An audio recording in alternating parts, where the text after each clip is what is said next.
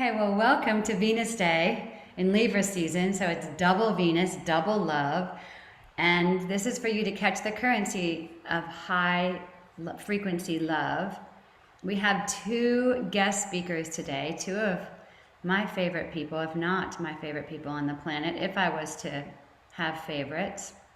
But with love, two people I love very much, my dad and my mom. And they are going to share some And your deep. husband. My husband's on here too. Is he on here still? My Yeah. husband's on here too, but he's not talking. But yeah, he's Can you on hear here. me? Yeah, if I was Yeah. to put in order, yeah, he's on here in the love day.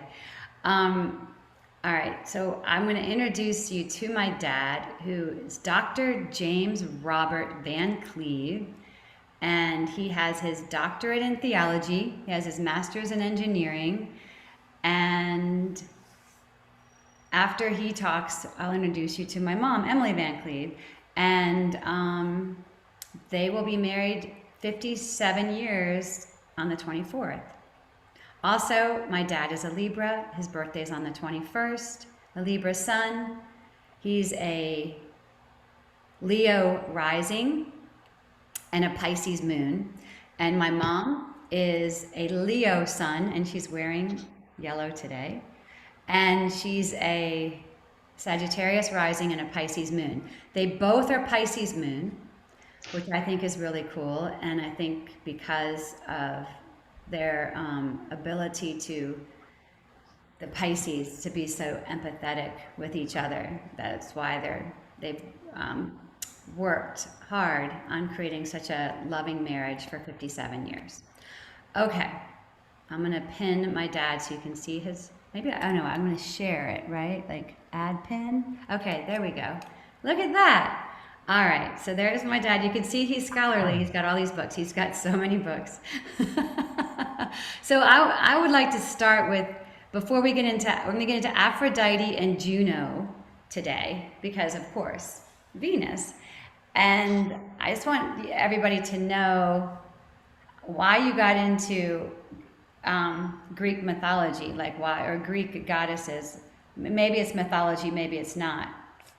And how did you come to love studying it? Okay, well, when you take theology courses in my school, which is Claremont, is also a seminary for both Episcopal and Methodist. But in order to understand religion, Christian religion, you have to look at the history of religions. Where did the Christians get their ideas?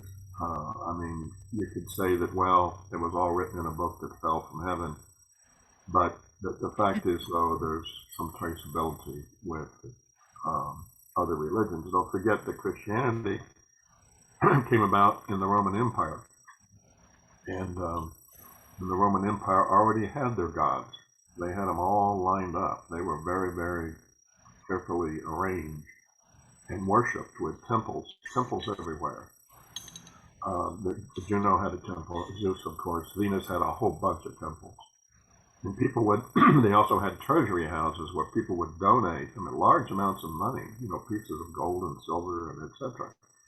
So Greek religion and Roman religion was a big deal. That's all they had. They didn't have Christianity yet. So, did any attributes of, like God the Father, is really Zeus to a Roman, just to under the Jewish it was Jehovah. But so you had to know Roman religion in order to understand Christian religion. That's really the bottom line. And look what you had here. You had yes, you had Juno, and of course her husband Jupiter, and Venus was actually a sister in a way, in that the father, who was Saturn, was the father of everybody. He was the father of Juno, of Jupiter, of Venus. Not all the gods, because Juno had her own But when we look at their attributes, and the thing about studying this is that in the case of Juno, all over Rome, all over Italy, I mean, it wasn't called Italy in those days, but all over they had different little, each village or each town had its own way to worship these gods, and they had slight differences.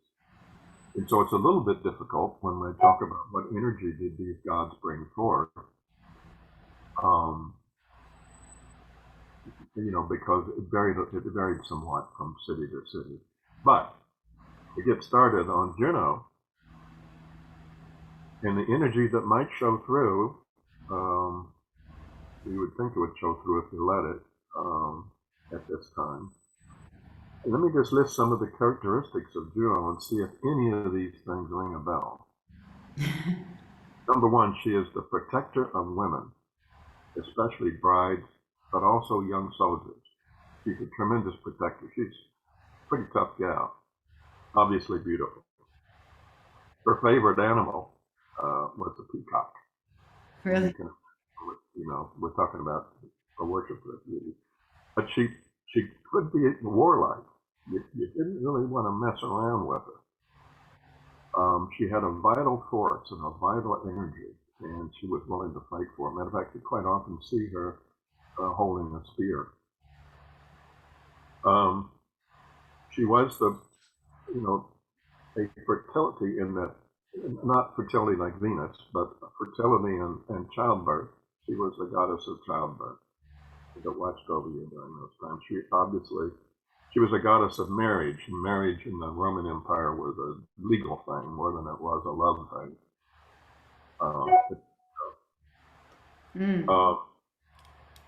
And of course, motherhood, that she was big on that. Now, Juno has a month named after her, which is June. That makes sense. Juno. But the other thing is, another bottom line is, she was a bit of a controller. She was, I want to say, a control freak. But the reason why is because the Roman husbands, Jupiter, were quite mischievous, let's put it that way. And they needed a controlling woman, and she was it. So, she was the goddess of all that. So now that she had all these temples, and if you had a problem with any of these areas of womanhood, you go to the temple, and you pray and you donate to Juno. That's what you did. You say, well, what happened to these guys? Are they still around? Well, they're immortal. Of course they're still around, but nobody calls on them anymore. Once they became ignored under the new religion, they just kind of went to Olympus and just sat there. They were just waiting. There are no temples. You build the temples back, these gods will come back to life, or come back, but you don't. So that doesn't mean you can't respect them for what they were and what they still are. So that's Juno. Should I go on to Venus, or you want to talk about Juno? I love that. So, are any of the worship places of Juno still around, or none of them are around anymore? They were all conquered. They're in ruins. Okay. They were destroyed during the emperor when the Roman Empire turned Christian in the 4th century. Why the edict came out to destroy all the temples. So, do you think that's why a lot of people get married in June? That's interesting. That can't be a coincidence. Yeah, I never realized that. Juno is the goddess of marriage, and her month is June. I mean, the month that she's worshipped is June. Fantastic. Wow. You can learn something there. I Okay. know somebody got married in June. I know somebody got married in June too, June 22nd. So you guys, I got married with Bruce, who's on here, and he's a woohooer. We've been married 30 years, and we were married June 22nd at 5:51, 30 years ago, because 551 added up to an 11, and we wanted to bring that frequency of 11 into our vows. And then my other question was, so if somebody wanted to bring Juno energy into, like for me, I have Like Bruce and I have these shelves in our room. It's the Libra section of our house, and we have pictures of our wedding and our notes that we wrote to each other over the years and things like that. And I have a statue of Juno there. So do you think that's a good thing to do, like a statue of Juno or a picture of Juno, if you want to bring that energy of marriage into your marriage? The energy of Juno into your marriage. Well, why not? It certainly wouldn't hurt it. But it's also that she's the protector of women, all women. You talk Okay. about social justice. I mean, I think she'd be the leader for women, social justice and leader. I don't, not necessarily the Me Too leader, but you know, she was a strong woman. So anytime you feel, I would think that anytime you want to feel this womanly strength in situations that maybe very uncomfortable, Juno was the one to call I love that. Okay, so call on Juno. So you can put a picture of her, just like, and there'll be a picture in the portal of both Aphrodite and Juno. You could print it out, or you could find your own. Or you could get a statue of Juno anytime you need that womanly strength.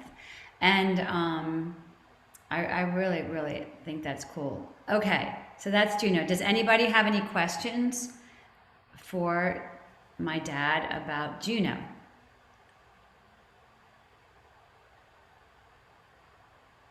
So why, and this may, I mean, maybe I should know this, but I don't, but why were you, question was asked, are there still any temples or anything? And you said they were destroyed. Why were they destroyed? The Emperor Theodosius, the Roman Emperor of around 390 AD, put an edict. Rome turned Christian. Okay. Okay, the whole Roman Empire turned Christian, and he put out the edict to destroy all the temples. Now there are still temples in Greece of the counterpart. The Greeks had a very similar goddess, and her name was Hera, Hera, like, and at Delphi, and Emily and I have been to Delphi, for example. There are still temples. They're in ruins, but you can still see, you know, I mean, they're not in total ruins. They're still standing in some places. So in Greece, you'll find some the counterpart god, Hera, and of course Jupiter was Zeus. They're not exactly the same god. You don't really want to totally confuse them. When the Romans conquered Greece, they looked at Zeus and Hera and all that, and they said, "Gee, you know, we've got gods like that. We've got Jupiter and Juno."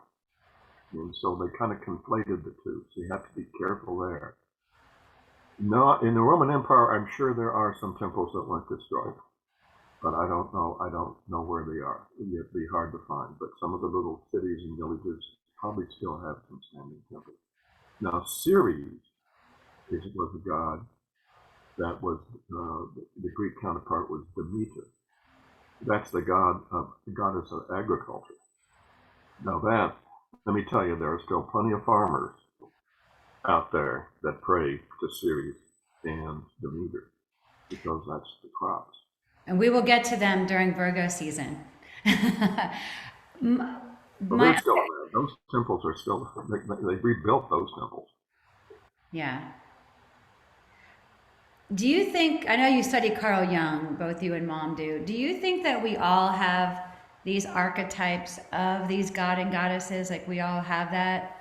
Like some people might have more of that Juno archetype, so they're very, like what you said, they have that strength, they help other women, they help make sure that they keep, you know, like if somebody has is married to somebody that has some of the, you know, shadow side of Zeus or Jupiter, that they would help get that in line or protect them. Do you think that we all have these archetypes of not just goddesses, but also other sort of archetypes, Obviously, we have them of like the astrology that we all have, but do you think we have the goddess and god archetypes as well? Oh yeah, it's built into our basic structure. The goddess right now that a woman prays to when she's having serious problems is Mother Mary. Right. Mother, I Yeah. mean, it just replace one with another. Right. Okay. What that says is, to me anyway, and to Jung, I guess, is that built into us somewhere in our psyche is this belief that there is a mother goddess out there and a father god, etc., that can help us in times of trouble. Yeah. And just for context, tell them what religion you grew up very, very strongly believing. Well, I grew up Catholic until my 30s, and then a few years later went to Methodist and Episcopal College, so I learned the Protestant side. And now I'm with what's called New Thought, which is religious science, not Scientology, but religious science, which is the so-called New Thought movement, of which there are a couple of very, very popular churches there in Atlanta. Yeah. So And I think we've got all three sides. but you still respect a lot about the particularly the part of like Catholicism, like a lot of the mystical part of Catholicism you still respect. Well, they're all beautiful religions. Yeah. Catholicism is a beautiful religion, and so is evangelicals. I mean, if you look at the Pentecostals and the tongue speaking and all that, I mean, it's just awesome. So just in context, everybody, I'm a Gemini, which we will get to at Gemini season. Gemini is being able to see multiple perspectives. And growing up, my dad had grown up very Catholic. My mom had grown up Jewish. And so I had two different religions. I didn't know anybody else that had two different religions until I was in my 20s. And I would go to all different churches and temples my whole childhood. And what my parents taught me to do was look for the good in all of them. What can you gain from the frequencies of that experience that you could bring into your life? So not making one better than the other. So just add for context. Okay. Any other questions from anybody about Juno?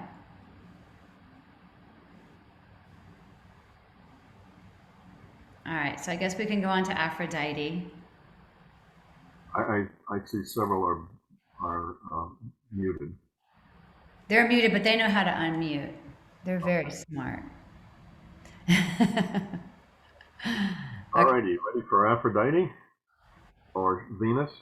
Yeah. Again, same issue. Aphrodite in Greece is a counterpart to Venus in Rome, but they're not. The legends and the worship is different. I mean, it can be different. Do you think there's do you think, because there's in other cultures too, they probably have a goddess of love and beauty and art. Like I can think of like, even in like Vedic culture. Do you think that either they were the same goddess but just seen in a different way because they were in a different culture, or do you think they were like, I like that you said cohort, I think that's what you said, were they cohorts or like sisters or that same energy, but just like they were able to take that energy and make it more Roman or make it more Greek or make it more Vedic or Hindu or No, I don't. It has to be one. There was only one Juno, and under different names and different angles and different aspects. I mean, there can't be two top goddesses. Okay, so they just saw it. They just had a different perspective, and maybe because that's what goddesses can do, they're able to morph into the different cultures. So Yeah, they're different things to different people, but okay. that really argues strongly for universality. I mean, it's one God, and you're just looking at different angles Yeah. of the same God, and I like that. It says that there is something built into us, as they said, with union that worships that God no matter what. the Bhagavad Gita says, Krishna says, pray to any god you want, under any name, and I will answer. I like that. I like that too. So, and it's also like there's, yeah, like there's one unity. There's one unity. There's a generating, organizing, delivering force, God, but within that consciousness or that unity of God, there comes that individuation, and that we all. That's how we all are as well. That makes sense to me. Okay, so these goddesses, gods, they just knew it more than we do. All right, so now Aphrodite. Well, again, I'm looking more at the Venus than the Aphrodite because, after all, the planet is named after her. Yeah. But now we're talking about, okay, there's no question that we're talking about love, beauty, fertility, and definitely sexuality. I mean, really, really strong in that aspect. And that's how she's normally looked at. But this sexuality Yeah. is See. really attracting. It goes. She helps Juno out. It goes back to marriages. Venus makes sure that the sexuality is in the marriage because that's what's holding them together. Again, under the Roman rules, you sign a contract to get married. You don't even have to have you don't have to ever sleep together or anything. It's a contractual thing. Uh-huh. So when you die, the wife gets half the money, and the Roman Empire gets the rest. But so you need Venus to put the spark into marriages. But she's also the goddess of prosperity. So and victory. She can be quite seductive, as we know. But the other thing is, she too is a controller. I mean, we're talking about some very strong women here. I don't mean a control freak like something negative. I mean, by gosh, she's going to get it done. Yeah. Yeah. For some reason, I don't know, Cheryl, why but April is her sacred month. I don't know why. April's Aphrodite's sacred month. Yes, or Venus, yes. And she loves roses. Anybody here like roses? And she likes wine, not strong wine, but the light wine. The strong wine is for husbands. Reason why is because you drink enough strong wine, then you can turn your back on Venus and forget about the sexuality. So I guess there are women praying to her to do that. But again, obviously beautiful. Every piece of art or statue or anything of Venus. I mean, it's always depicted as a very sexy woman.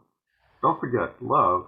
When you look at love, the Greeks had three different kinds of love. They had eros, erotic love, which is Venus was in charge of that. But they also had philia, like Philadelphia, love, brotherly love of your brother, whatever.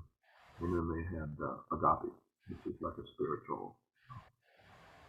And so, but the strongest expression of love that the Romans could think of, and the Greeks, it was sex. And so they needed a sex goddess. That's what Venus did. So take a look at the art sometime, and you'd be absolutely amazed at the beauty of the statues, all the way back into the 3rd, 4th, 5th century BC. And then, of course, modern art. Yeah. There's something going on there. Well, Jung and Freud, but especially Freud, would say that how important sex is to humans, not to animals. Mm-hmm. Anyway, that's Venus. Well, that's more Scorpio. Scorpio is all about sex. That's next season, everybody. But Forget I'm on the cusp of Scorpio. yeah, you're on the cusp. Yep, Libra, Scorpio. Yeah. Um, all right. So, any questions about Aphrodite? Anybody or Venus?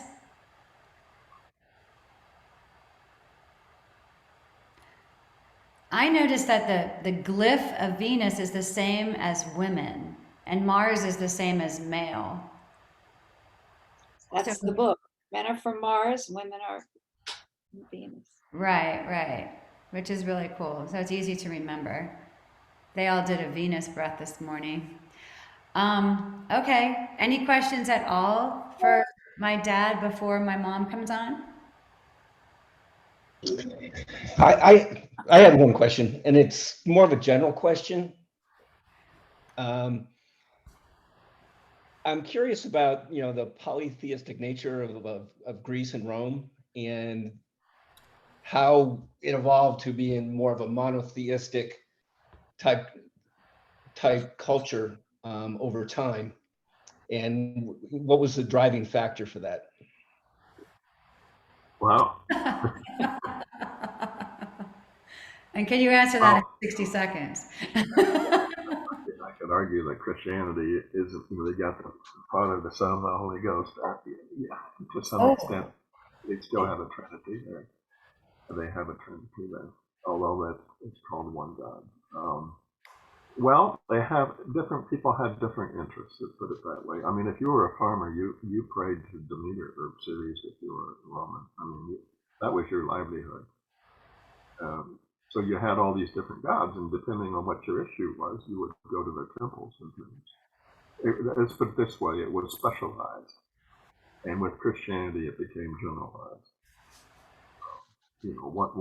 It's like your little shops up and down the street selling different things, and then you have the great big huge supermarket that's got all these shops incorporated. You basically, Mother Mary covers all of the bases of all of the women goddesses. Oh, I love that. Say that one more time. Mother Mary, what? She has to cover all the bases of all these other goddesses. I mean, sexuality is she didn't do a very good job there, maybe, but all the rest of them she covers very, very well. You pray to Mary. Well, Mary Magdalene covered that. If you could pray to Mary Magdalene. So somebody chatted. Can you see the chat? There was a chat that said Constantine for Rome. Yeah, Constantine was an emperor back in 320 or so AD, and he's the one that when he conquered Italy, the Roman Empire. Christianity was completely outlawed up until that time, completely outlawed. If you got caught doing Christian stuff, you were punished. Quite often you were put to death. They were persecuted. Every emperor from Nero, like 40 AD on, persecuted Christians. Constantine had this huge, incredible battle. He needed soldiers, and he all they had left were these Christians, and they wouldn't fight. They were just gentle, sweet little guys. I mean, they wouldn't fight. Aww. And so he looked into the sky one day and he saw a cross. And he took this cross and he put it on all their shields. And he told the army, he said, "You are Christians and you're going to fight for Christ." And they blew the enemy away. Wow. Completely won. And so Constantine, when he got to be emperor, he said, "Hey, these Christians aren't that bad. Let's allow Christianity to survive." And then 60 years later, like I say, in Theodosius' time, it became the only religion of Rome.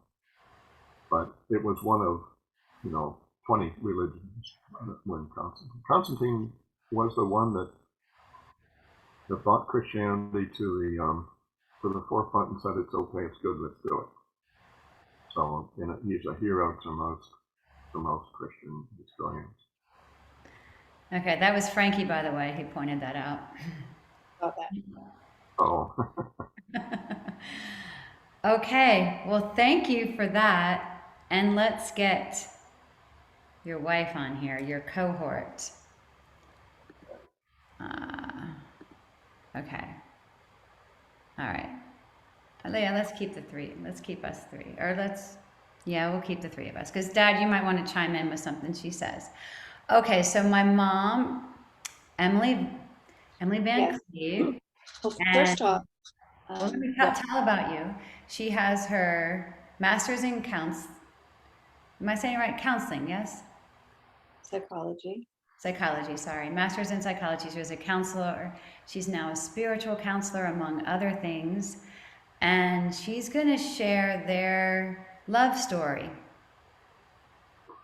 Yeah, I wanted to start. I actually started a doctorate, and for health reasons had to drop out. I always wanted to be Dr. and Mr., and life had other plans, so it's still Dr. and Mrs., and that's fine too, since we're all one. Cheryl wanted me to share our story because we were two of the least likely people to get together. And I'd like to just add, since Bruce, my son in love, I should say, I have a friend who refers to her significant other of her daughter as son in love, and I like that. His parents, when we met, there was such a familiar, it's as if the two of them grew up in very, very similar households. But we had some major differences. So I grew up on the East Coast in New Jersey, just on the other side of New York, and was very lucky that as a very young girl could just take the bus into New York and see Broadway plays and know the city where my family was from. And Jim grew up in Champaign, Illinois, on a farm. And as Cheryl mentioned, he was a devout Catholic. He didn't question his religion. I grew up in the Jewish tradition, which is more than a religion. It's a way of life, and in a predominantly Jewish neighborhood. My high school was quite famous. They made a movie about it. Some very famous people went to my high school, the author Philip Roth. So we met. A mutual friend, just an artist friend, kept telling me she had this friend she wanted me to meet. And I was a freshman at the University of Illinois, the only year I spent away. And Jim, we were both freshmen. Jim finished school in 2.5 years. It took me 4.5 because of moving my school. And most of you probably wouldn't remember the actor James Dean, but when I met Jim, it was like seeing the actor James Dean. And we were so, so different. We were really a mystery to one another. And our staying together just shows that when spirit has plans for you and it's destined, or, well, Jim doesn't believe in destiny. If the intention is that you should come together, you will. So we actually met, I don't know if Jim remembers, it was March 2nd, 1962. And I had hated being so far from home, and my mother knew something was up. Suddenly I loved being away. And long story short, I left school and I transferred locally, and there were no cell phones. Even making long distance phone calls was very expensive. Plus, of course, my parents weren't going to encourage anything with a Catholic. So Jim was a ham radio operator, and he would use his ham radio to call people who would leave me messages. And he would write me letters and I'd write him letters, but he would address them to my best friend. So the irony is he graduated early and he came to New Jersey. He turned down lots of opportunities and took a position in New Jersey near me. And a year later, we eloped. I was a senior in college when we eloped. We eloped, as Cheryl said, our anniversary is coming up. We got married October 24th because I'm 3 months older than Jim and he wanted to be the same age. And so we had 25 of our friends. In those days, we didn't tell my parents. My mother would have been devastated. And Jim would not get married by a judge. He was very devout. So he would have conceded if a rabbi would bless us. But in those days, a rabbi wouldn't. So we got married by a priest who had been Jewish, who converted to Catholicism, who ran an orphanage, where as a child, I was part of a group where we'd come and do a Christmas show for the orphans. And so he was very compassionate and understanding. And at the time, Jim's biggest concern was if we had children, would I raise them Catholic if something happened to him? And of course, all that changed. The other interesting thing about intention and belief, and because of our histories, before Jim asked me to marry him, he told me that we might not be able to have children. And I had been told I might not be able to have children. Well, here's Cheryl, who was 6 weeks early. I missed my college graduation because she was born on my graduation. And I will say, she came out laughing. They say newborns, especially early newborns, don't laugh. It's gas. She laughed. She was one of the happiest babies ever and continued to bring joy and love into everyone's life. So Jim, we've had an interesting journey. We've had our, living married in the 60s, married in 64, the Vietnam War. Jim and I were very socially and politically active, tried to instill that in our children. The 70s was a crazy, crazy time. And again, comparing with Bruce's parents, we had a lot of similar experiences.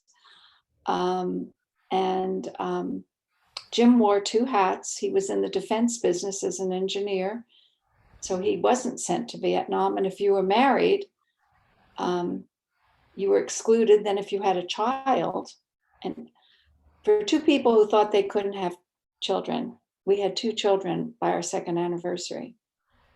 And then I figured out why and made sure that didn't happen so quickly.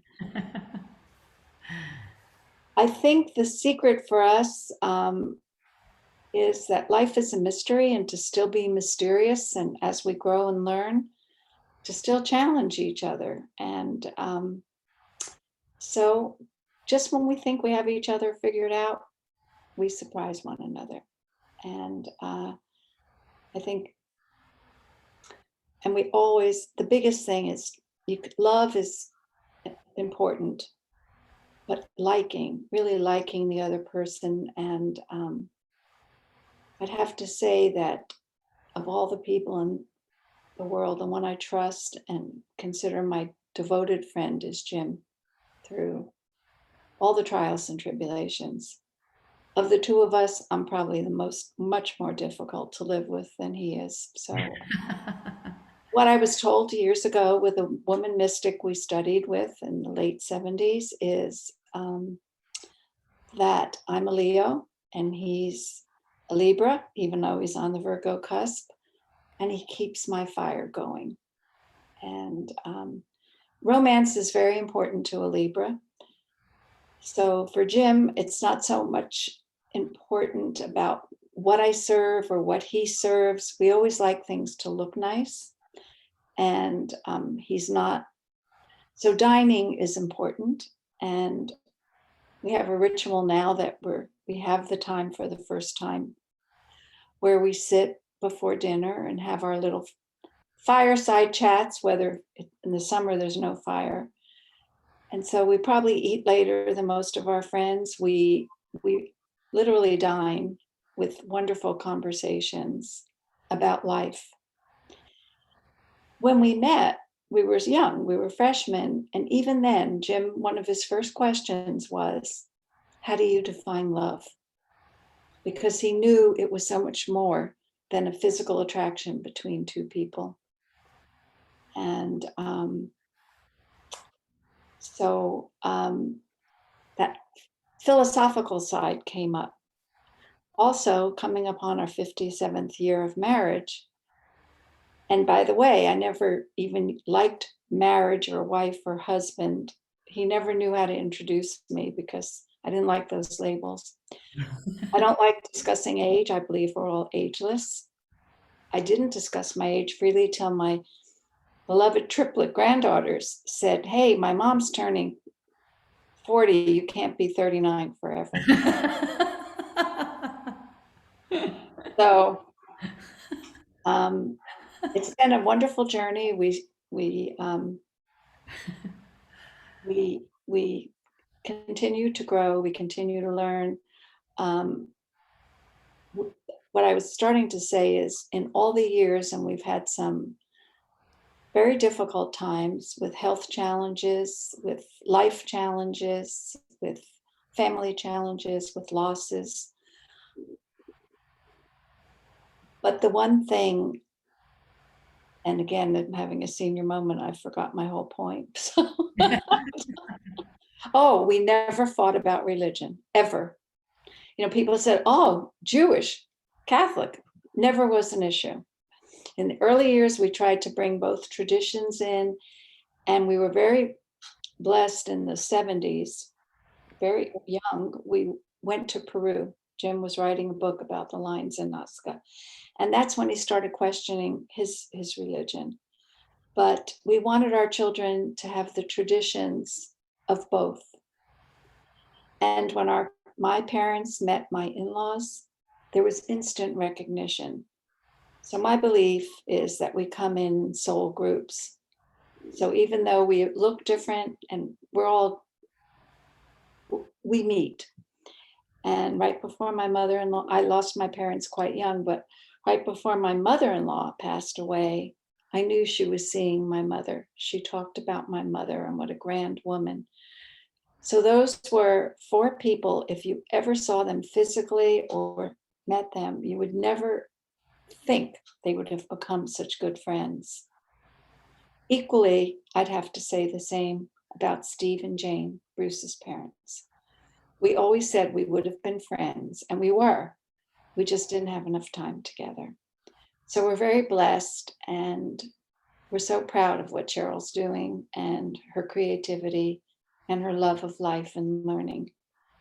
And she is definitely a gift. So we're very blessed. Now, Cheryl wanted me, one of the things she asked, because I am a reader. In fact, I wish I got paid to sit and read. I only know 2 other people that probably like to read as much as I do. Jim does, but the books he reads, I'd be asleep. I wouldn't have a sleeping problem. Was Bruce's mother, Jane, and my granddaughter, Frankie.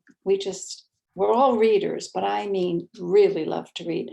So she wanted me to find stories in the future, love stories, and then tie it in with all of what the Wooo Hooo School is doing. So I have a couple of suggestions, and she asked me to leave with that. It's very hard. I read books, I could reread them because I don't remember what I read. And Cheryl pointed out Jim's office, but this is my office, but we have probably thousands of books here, both of us. Mm-hmm. So one of the books, and I think I gave it to one of my granddaughters, is The Indigo Girl. I highly recommend The Indigo Girl by Natasha Boyd. It's based on a true story. And it goes back when the United States wasn't the United States yet. We weren't separate from England. And it's a beautiful love story. And it's a beautiful story about what women went through back at that time. Another one of mine that I loved, it's not a new book, is The Bronze Horseman, and it's a trilogy, which I didn't know. And then I found the following books, and it takes place in Russia. And if you get all of the books, you find out more of what main character started in the States. It's a beautiful love story, The Bronze Horseman by Paulina Simons. And then one that we just used in my book club that I'm in is The Last Chinese Chef by Nicole Moniz, or Mons, M-O-N-E-S. And that's an interesting story because this is about a young Chinese chef who goes to China to learn more about his heritage. His father's Chinese and his mother's Jewish, which is what attracted me to the book. And it's a wonderful book. And if you like Chinese food, supposedly Jewish people love Chinese food, but the Chinese food we have here is not like the food in China. Anyway, it was a wonderful book, and it even had recipes. So those are 3 books I recommend, and I can post them on comments if you'd like. But any questions? Non-age related.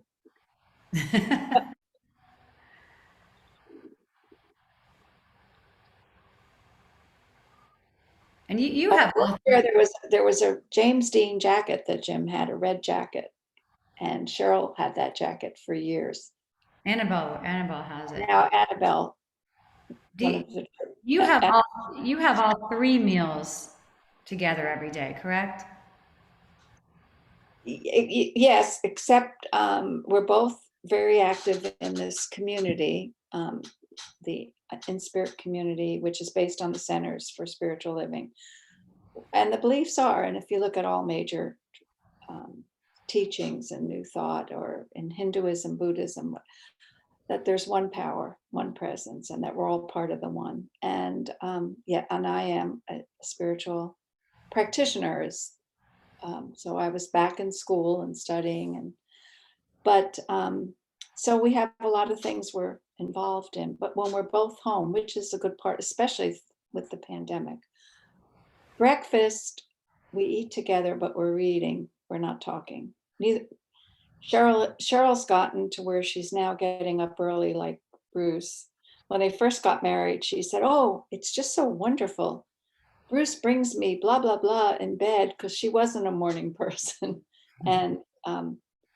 And Bruce gets up so early. And I said, "Yeah, and what do you do for him?" And she giggled.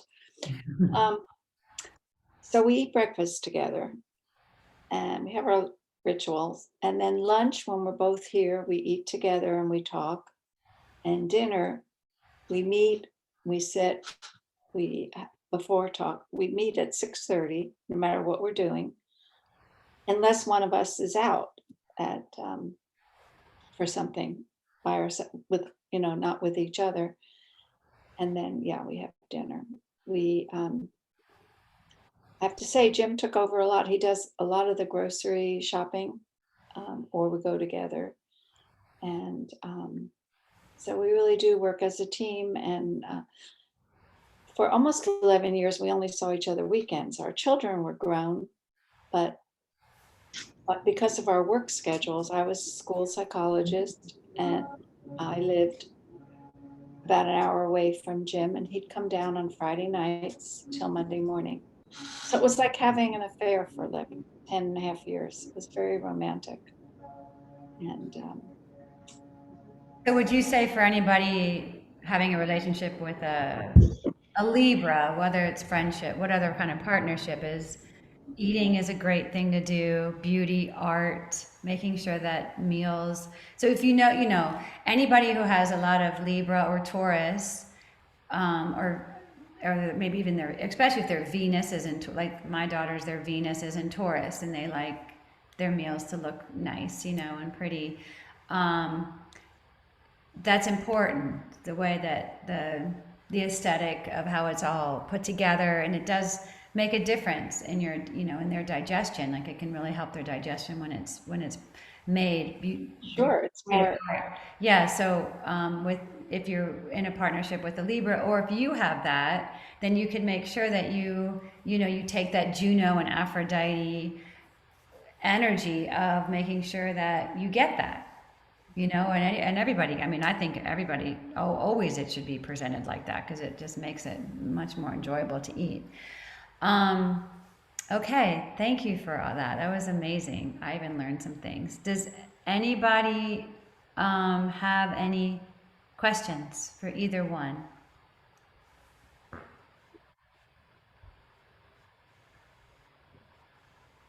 I don't have a question, but I do have a comment. Okay. Just Emily saying Cheryl came out giggling. And she said that she and Jim met on March 2nd, 1962. And March 2nd is Dr. Seuss's birthday, Cheryl. Oh, yeah. wow. Coincidence? I think not. Yeah. He's one of my guides. That is really funny. Well, we used to read to Cheryl when I was carrying her. And I started out as my bachelor's is in education, and I was student teaching, and you weren't allowed. And I mean, in those days, you couldn't be pregnant, and I had to hide it. And yeah, and I was told I had to be off my feet, but I was determined to get my degree. So, but we would read to her, both Jim and I, and we play music. And now they know that, of course, in the womb, the baby's here. Cheryl did the same thing, and Bruce. So, but that's interesting. Thank you, Kira. Did you read her, Yeah, Dr. March 2nd. Jim, did you remember it was March 2nd? I don't know. I'm not sure. I'm not sure that date. I know it was around that time. But what is time? We're ageless and timeless, eternal. I do have a question. Dad, you said Juno's familiar, or her familiar was a peacock, right? Is that what you said? Juno? Her favorite animal, though, her favorite, she called it an animal. I don't think, I guess it is, it's a bird, but yes, that she loved peacocks. As a matter of fact, that was her, I forget that, I saw this one write-up. That the peacocks there in Rome were holy birds, and because they reflected Juno. But don't you think it's interesting that if you look at the planets? Okay, we got Mars. And we got Mercury, which is Aries, and we got Venus, which is Aphrodite, and we've got Jupiter, which is Zeus, and we've got Saturn, which is Cronus, and we got Neptune, which is the god of the underworld. But isn't it, I wonder what the Romans were thinking when they named the planets after their gods, but they left out Juno. And they left out Ceres, and they left out, so many of the other gods. Just wonder what they were thinking. Do you have any guess on that? They only named a male after the male energy, right? Oh, you had Venus. Oh, you do have Venus. Huh. What were you thinking? Well, they gave Juno a month, right? Well, Venus is the brightest planet, and it's the morning and the evening star. I mean, since it's closer to the sun, sometimes you see it in the morning before the sun comes up, and sometimes you see it after the sun goes down. Half the time each one. So the brightness. I mean, Jupiter and Saturn are nice and bright too. And that's the grandfather and the father of all the gods, is Cronus or Saturn. But Venus gets a special spot in the sky. I mean, the brightest star that's flipping from morning to night. Anybody want to take a guess? Kira, you want to take it? I think I saw your hand up. She's No, I didn't know, but I was thinking that they had to name one of the planets after a. I have no idea. Well, they named them after, they're the ones that you could see that they knew about at the time. They didn't know about Neptune, Uranus, and Pluto then. Right. Well, maybe Neptune. Maybe Neptune is a tiny little green dot, and maybe they saw it, but they thought they were stars. Do you have a theory? No, I mean, at least they had one female Yeah. planet Yeah. there. I think they No. named them after the planets that they could see, but I'm not sure. Well, Okay. the fact that you have a morning and an evening, I mean, like Venus sometimes in the morning and sometimes she's in the evening. Yes. Does that make any sense? Do you did Aphrodite have a familiar, have an animal? Yeah, her favorite was uh,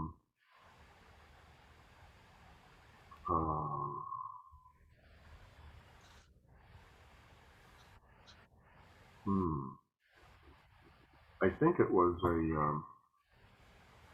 a particular. It was either a goose or a swan. It was another bird. Okay. So those are other things. Yeah, you could Birds are considered divine because they travel between Earth and heaven. so you could put a feather or like a crocheted animal. I have a crocheted peacock. Kira created. Yeah, it's All right. beautiful. You what? I said it's beautiful. I commented. Very beautiful. Does anybody else have a comment or a question? We Well, can. I'm certainly not saying pray to Juno or Venus, nothing like that, but No. to reflect on them and Yeah. their strength in times when you need it is, Yeah. I think that's perfectly okay. What you're saying is you. One of you's getting a call. But you could, so like somebody did ask, but she couldn't be on the call because she's out of town for the holiday weekend. She wanted to know about religion. So any religion that you are, you can still create energy or the currency with a god or goddess or even another religion. Like no matter what you are, it's like, let's say you're a UGA fan, you can still say roll tide and you won't like be shot down from the heavens. It'll be okay. If you are Catholic, you can go to a temple, that kind of stuff. And it'll be okay. I think long ago they didn't think that you could do that, which is interesting. The same with these energies, these frequencies of a god or goddess. You can have them in your house, whether it's a little statue or a picture, and you can even like talk like you were saying, Dad, like now they may feel that people don't care about, they're not needed anymore. They might have gone, they're a little dormant, or maybe they're hanging out among themselves, or they're helping those that are calling on them. But you can call on them just like saints and angels and your ancestors, or living or passed on, that you can call on for guidance. You can certainly call on a god or goddess, and especially one that's current, that's in fashion, that's in season. So Libra season, Libra is ruled by Venus. This is a time to call on Juno if you need a strength, a feminine strength, and call on Aphrodite for beauty, love, and art. Yes? Okay. Yes. Well, thank you both. This was fabulous for me. Thank you for helping to bring the high frequency of love, that currency, into the woo-woo culture. And we'll have a space on the portal for people to put books or movies or things to catch more of the love frequency before we move to before we're in the next season of Scorpio. All right, which will be Halloweenish, right? Okay, Yeah. thank you so much. Great weekend, everyone. Yeah. Woohoo. Woohoo, thank you. Woohoo, thank you. Woohoo. Thank you. Well, thanks for listening. All righty, I should bail out.